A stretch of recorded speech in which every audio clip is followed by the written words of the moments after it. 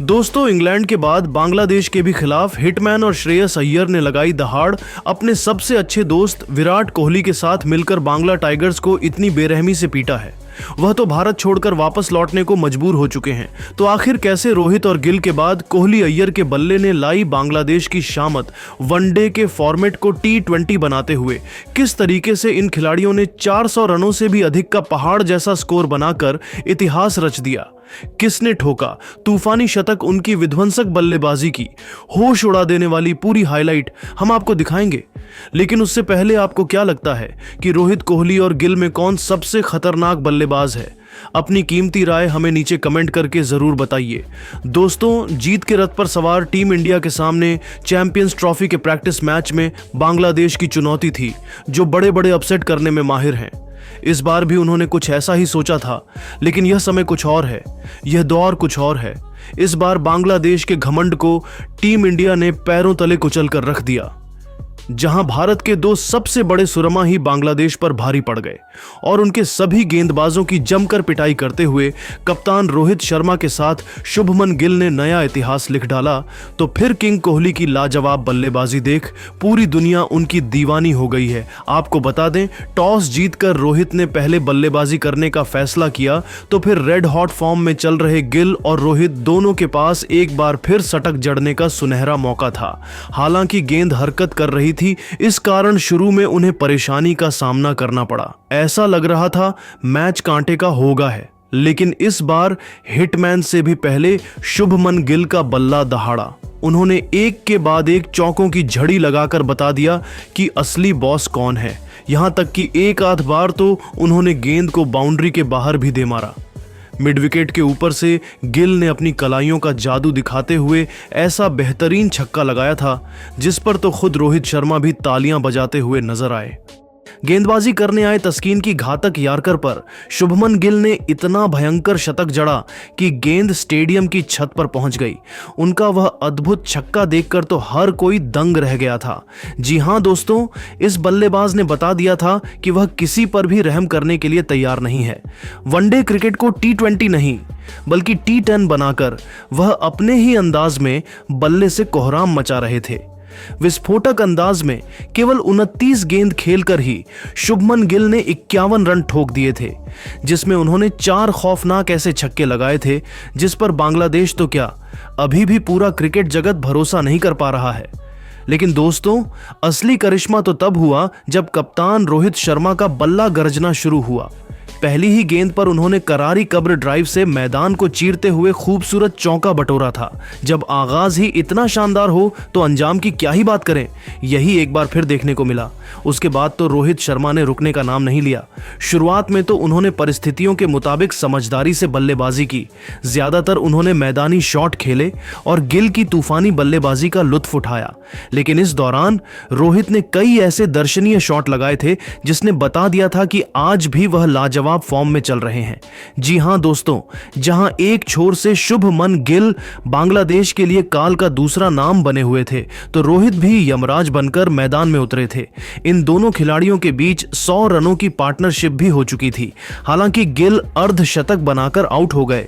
उन्होंने 51 गेंद पर 75 रनों की आतिशी पारी खेली, पर उनके आउट होने के बाद मैदान में आए किंग कोहली ने अपनी पुरानी फॉर्म को जारी रखते हुए रनों की रफ्तार में बिल्कुल भी कमी नहीं आने दी। तो वहीं दूसरी तरफ कप्तान रोहित शर्मा को रोक पाना बांग्लादेश के बस की बात नहीं हो रही थी। शेर के मुंह में खून लग चुका था। बस फिर क्या था, वह दोनों तो कहर बनकर हिटमैन वाले अंदाज में रोहित ने अपना अर्धशतक पूरा कर लिया था, जिसके लिए उन्होंने केवल 29 गेंदों का इस्तेमाल किया। आपको बता दें, मुस्ताफिजुर की घातक बाउंसर को हिटमैन ने अपने ट्रेडमार्क पुल शॉट से बाउंड्री के बाहर फेंककर उनके पसीने छुड़ा दिए थे।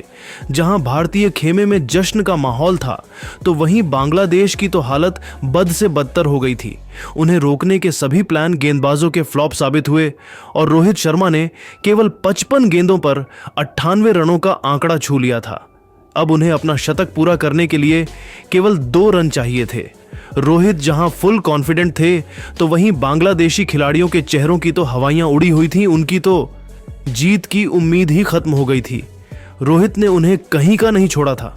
गेंदबाजी करने आए मेहंदी की गेंद पर आगे बढ़कर रोहित ने उसे स्टेडियम के ही बाहर फेंककर मात्र 56 गेंद पर लगातार अपना दूसरा शतक ठोका और इतिहास के पन्नों को पलट कर रख दिया था, जिनकी तूफानी बल्लेबाजी पर पूरा स्टेडियम खड़ा होकर उनके सम्मान में तालियां बजा रहा था।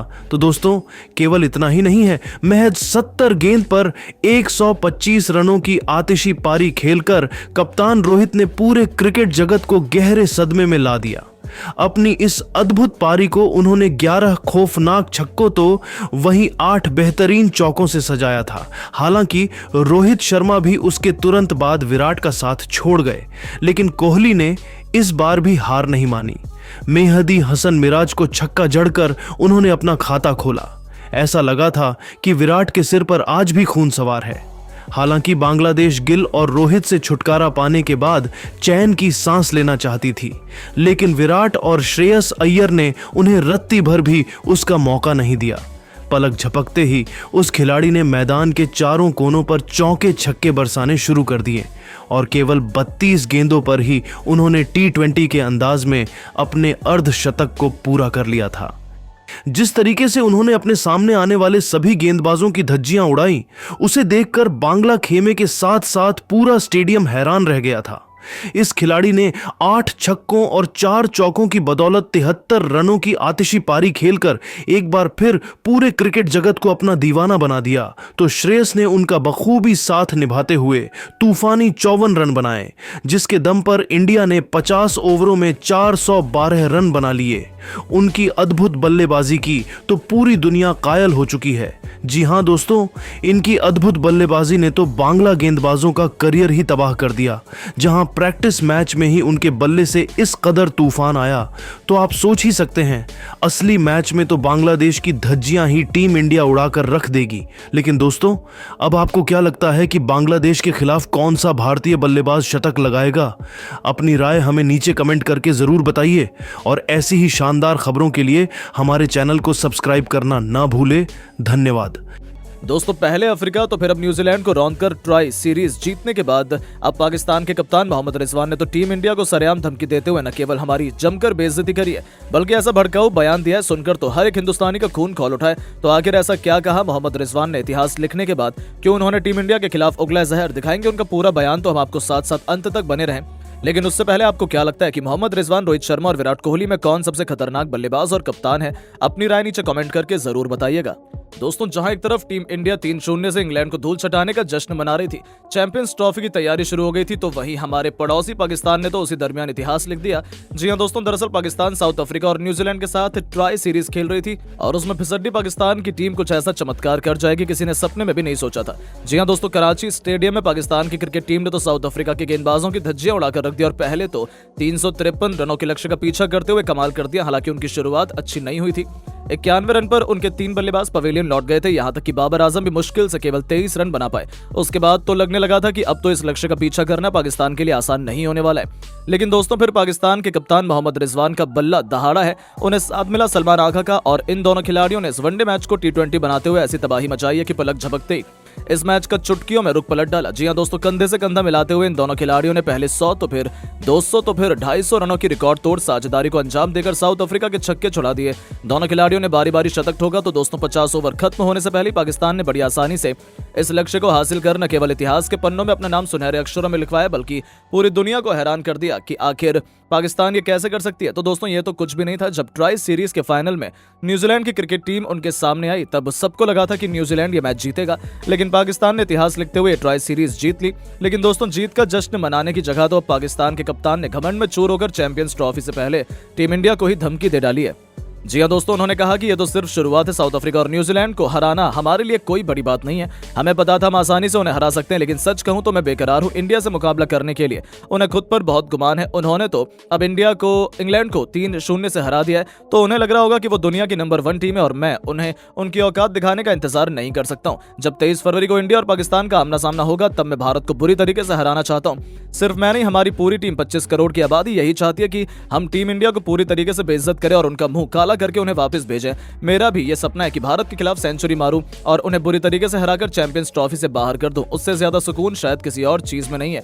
मालूम है टीम इंडिया मजबूत है, लेकिन इतनी भी मजबूत नहीं है कि वो हमसे जीत जाए, हम उन्हें छोड़ेंगे नहीं। तो दोस्तों देखा आपने मोहम्मद रिजवान का घमंड तो 7वें आसमान पर पहुंच गया इस जीत के बाद, लेकिन दोस्तों उनके भड़काऊ बयान को